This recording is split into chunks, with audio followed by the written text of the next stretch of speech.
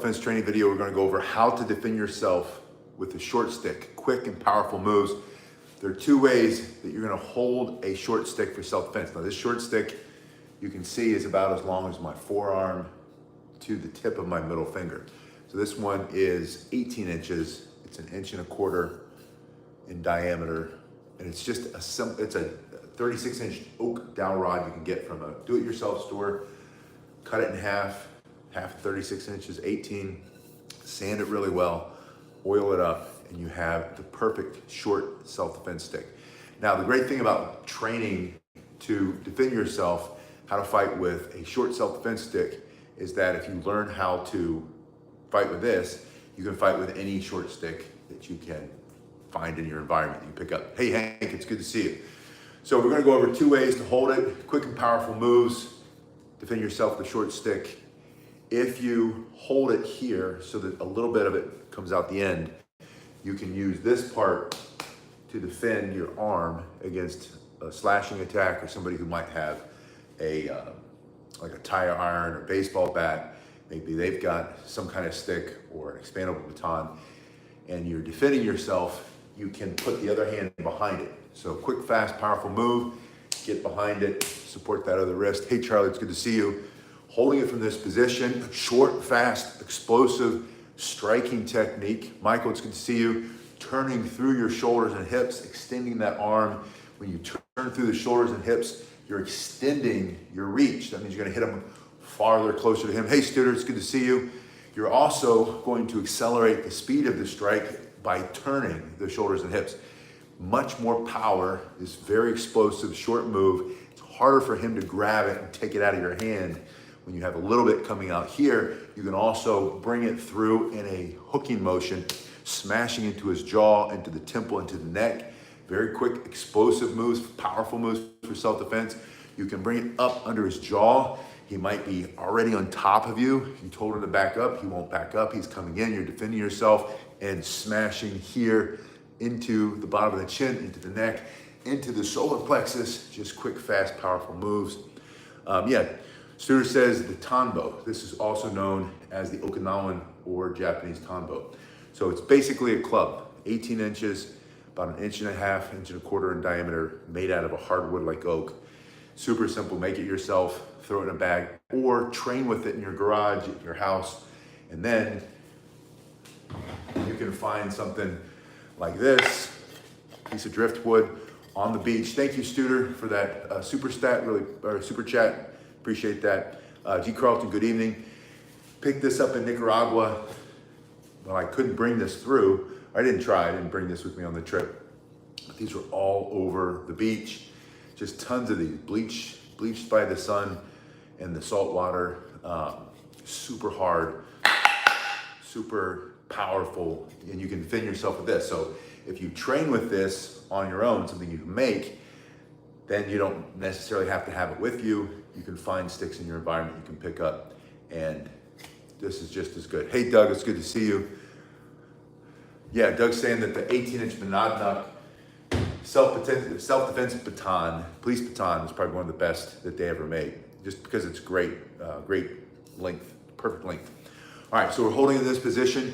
You have that quick, fast jabbing motion. Always remember to turn through your shoulders and hips. Always keep the other hand up. Put your helmet on if you have to. Absorb his strike while you strike here. We said you can block with it like this, blocking up, blocking down. You can smash, use a smashing block coming through. Studer asks, should you go thicker if it's a shorter piece of wood? And the answer is, yeah, I think so. You could definitely do that. You could find tire thumpers that are 14, 15 inches. They're always a little bit thicker, and they're extremely, especially if you make them out of hickory, they're strong, they're hard, and they're gonna hit really hard because of the weight. Doug, thank you so much for that super sticker, that super chat. So from here, we have that straight punch, we have the hooking punch, we have coming up under the chin. Hi Heather, it's good to see you. Jonah, it's good to see you tonight. You have all the straight hook coming up this way. You can also use the long part, and you can jab the guy who's coming up behind you, or you turn in, he's coming in, you're turning this way, smashing through his jaw, through his chest, his body, his throat if you have to for self-defense. So it's very effective. You can also twist your wrist coming out this way as you go this way. Yeah, William's here. Hey, William, it's good to see you. William says go thicker if you can control it. It's all about your hands anymore. You know, if a bigger, thicker piece of wood is easier to hold, do that. If it hurts your hands because your hands aren't as strong or you're arthritic, then go with a little bit thinner. So, but find the piece that works for you. The point is to train with this stick, using it all the different ways we can use it, and then you'll have the ability, you'll bring the stick fighting skill, using the short stick, how to use the short stick for self-defense, fighting with the short stick, skill with you. You bring that with you, even if you don't have the stick. Then you're walking on the beach, some crazy guys coming around, attacking people, hurting people, whatever. You don't feel safe. You pick something like this up. And it could be the beach, it could be the restaurant, it can be the grocery store. It can be anywhere and everywhere you are. You might have gotten on the train or on the subway or in the plane, or you went somewhere where you can't carry one of these self-defense tools. You can't carry a blade. You certainly can't carry one of these. They're not going to let you take that in a lot of places. So this is the perfect for non-permissive environments. You can carry this. You can pick one up. If you're not allowed to carry this with you in your baggage, you find things that are sticks, improvised self-defense tools, and because you've trained with the stick, you know how to defend yourself with it. So that's the whole point of short stick fighting. That's the power, these quick, explosive, quick, powerful moves, jabbing, coming around, coming up through the middle, twisting that hand, smashing it up. You can bring it up, snapping as you come up to accelerate that strike, smashing up under his chin. Maybe he's reaching for you or he's stabbing. G. Carlton, thank you so much for that super chat. He's coming out trying to hit you. You smash that hand, breaking the wrist, breaking the arm, smashing the fingers. Whatever he's holding of, he's going to have to let it go. You can bring it up and down over the top of his head using the long part. So there's so many ways that you can use it, holding it in this position. And as I said at the beginning, the benefit is that it's harder for him to grab and rip it out of your hand. Now, you can also carry it like this, and he might be able to grab that. He does grab it with his other hand. You take your other hand, put it on, and then using leverage that you now have, push it down or bring it over and down. So in other words, if he grabs your stick, if you can get the other hand in it, you bring your other hand up and you push down over the top, and his hand holding it is gonna go like this, and you're gonna smash that part right through his teeth for self-defense. So you're holding it in this position. From here, think about coming off the shoulder, this basic angular strike, like you see in a lot of Filipino martial arts, like a screamer, a kali, or arnis, coming through from one side of his temple, through his jaw, smashing, coming the other way, coming through. Again, he might be reaching or stabbing or trying to slash, and you smash that hand, smash the hand, come back through, crack him in the skull, turn his lights out, turn his operating system off for self-defense if you can. Maybe into the jaw, into the neck, into the hand, into the arm, into his ribs. You might be seated, you might be stuck and confined in a wheelchair, you might be sitting on a park bench, you might be sitting on the bus, on the plane, and you can still fight from a seated position using these basic strikes. So if you have angles coming down, you have angles coming up if you need to. These are also very powerful, effective strikes, coming through horizontal, coming this way, and horizontal coming through this way. Yeah, Doug says if you're holding it with two hands, it's harder for him to rip it out of your hand. And because of the short stick, he's not gonna have a lot to hold on to. If you have two hands on it, you're gonna win that fight, but you're not gonna just be static. You're not gonna wait for him to get the other hand on and try to pull it off. Again, you're gonna bring the back hand up and then down over the top. You can either be holding with this split grip, where the hands are pointing or palms toward each other, or I like this grip too. This is a very powerful, you're doing a push-up, bringing it up, smashing down on top of his head. And if you have a partner to practice with, you'll see how powerful and how effective that is pretty quickly. Yeah, Eric's talking about how effective short stick fighting is, that the Filipinos and Indonesians, the diaspora of the Majapahit kingdom, who learned how to fight with the short stick against the Spaniards, who had, of course, the swords, and they had bamboo, they had rattan, and they were able to fight very effectively using the short sticks, which then if you put a short sword in their hand instead of a stick, they're very effective because you have the blade. Jonah asked you, do you lock the thumb when you strike down?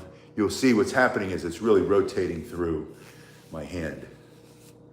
Yeah, Hank says the tonfa has the T-grip, which that makes the tonfa. Tonfa is just such an amazing stick to fight with for self-defense. It's the side-handled baton that the police officers carry too.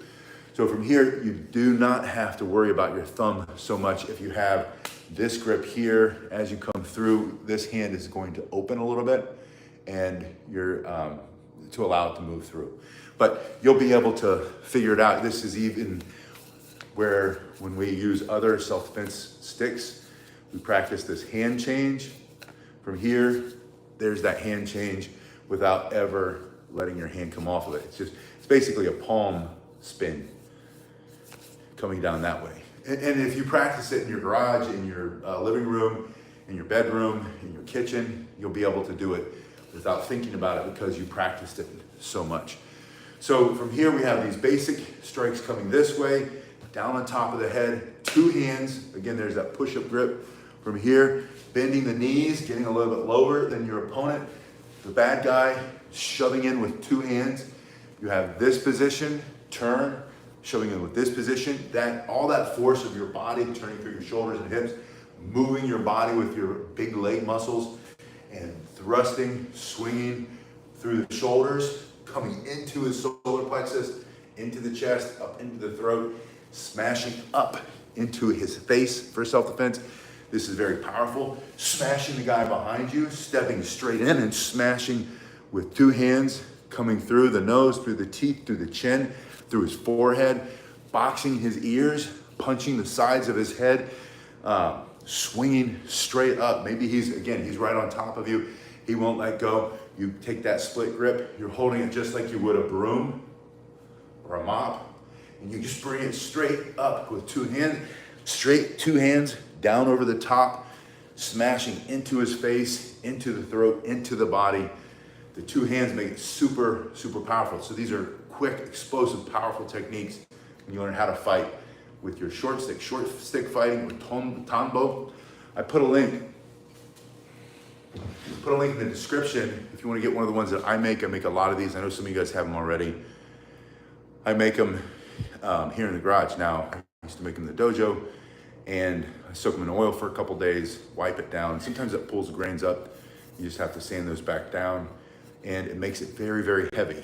I've been oiling this piece of driftwood, and it's been getting heavier and heavier just from the oil. But the key is, again, like I said, so if you want one of these, my link is in the description. But make your own. If you want to save your money, go to Lowe's, go to Home Depot, go to Ace Hardware, go to a do-it-yourself shop if you're in Europe. Get yourself a 36-inch dowel rod, 1 inch to 1.25 inches to 1.5 inches. Cut it in half, make it 36 inches. Sand it really well. I used 3 grits. I used 80 to pull all the splinters out, 120 to make it smooth, and then 220 to make it really smooth. Soak it in butcher block or cutting board oil, which is just food grade mineral oil. So if you can't find butcher block, or it's just mineral oil, soak it in mineral oil for a couple days, wipe it down really, really well. Yeah, William says if you can get oak, oak's gonna be heavy. If you can get hickory or like Osage orange or something like that, then those are gonna be extremely strong. But if you can, and then, but if you want one of mine, my link is in the description, I'll make you one. Or, yeah, and Heather says it's essentially a French rolling pin. I also call this a massage tool for breaking up muscle adhesions. When you get those knots in your muscles from working out too much or just not moving around enough, or you get the knots and you can push into a pressure point and it's a trigger point massage, you relieve it. So you can tell someone who might ask whatever, you know, I have a small closet. It's a closet rod. I have a broken chair at home. It's a new chair leg. It's for an art project. I like to whittle wood. I like to carve wood, and I make little figurines for my chessboard. I don't know, you can tell them whatever you want. It doesn't matter, it's none of their business. But if you need a cover story for your self-defense Tanbo, Or just tell them it's your self-defense tool, that you're in martial arts class or your self-defense class and you train and you're carrying it for self-defense.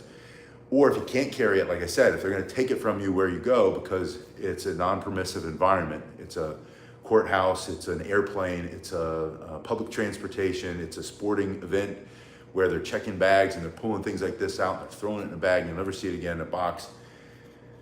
Bring the skill of fighting with sticks, train at your house, leave it at home, leave it in your garage, and then look around whenever you get somewhere and try to find a tool. When I go to the gas station, they always have those hard plastic squeegees. It's got a squeegee on one side and a sponge on the other for cleaning off the bugs off the windshield or the whatever it's called, off the windows of your car.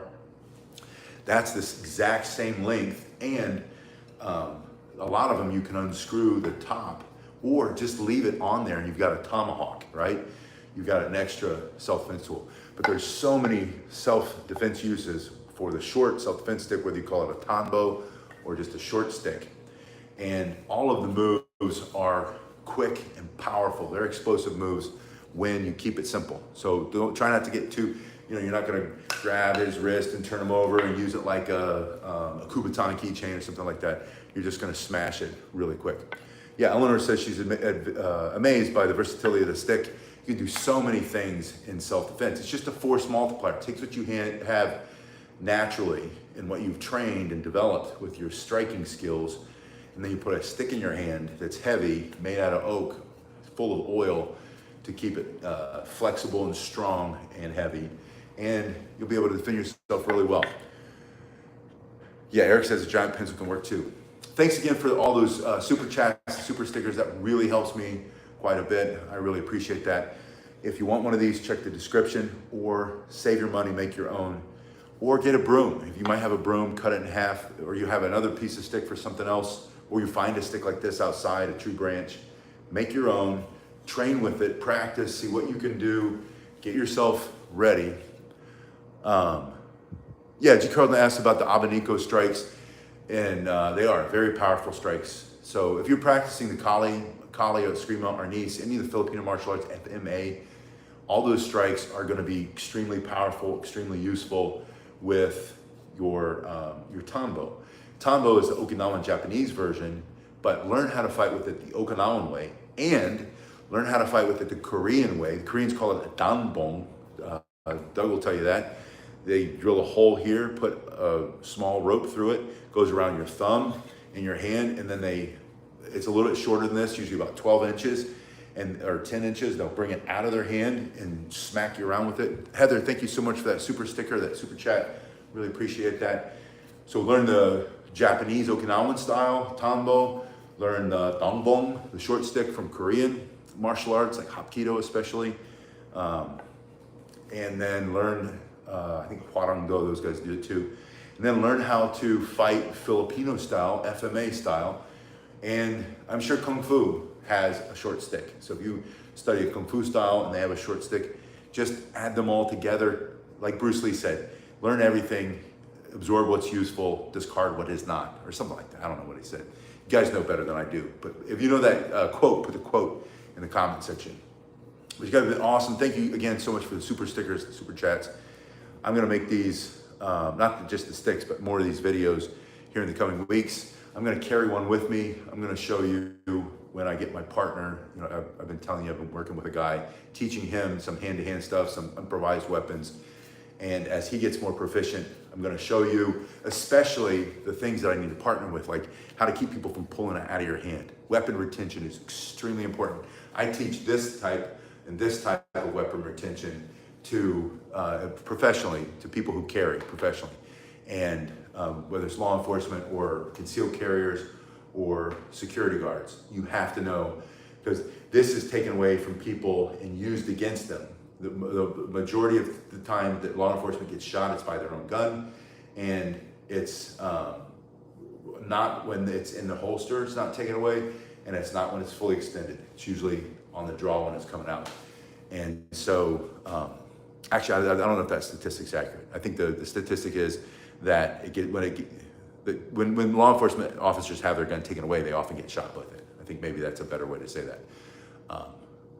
But anyways, it's a good idea to know how to keep someone from taking your self-defense tools.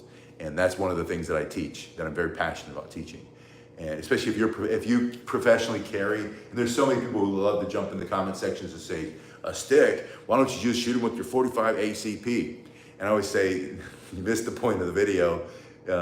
It's not either and or either or, it's both if you can, and it's for non-permissive environments. When you can't carry this, learn how to fight other ways. Learn how to fight with your elbows, with your knees, with your head, with your teeth, with your hands. Learn how to fight with sticks. Learn how to fight with a rock or a can of peas. Learn how to fight. Learn how to defend yourself, defend your family, defend the people that you care for, that you love, that depend on you. Learn how to defend yourself. And you're not always just gonna have this. And don't fall into the trap of thinking that if you carry one of these, you're super protected, that you'll just be able to stop anybody and everybody because you're John Wayne and you're gonna get it out, you're Billy the Kid and you're gonna quick draw everybody, because it's not how it happens.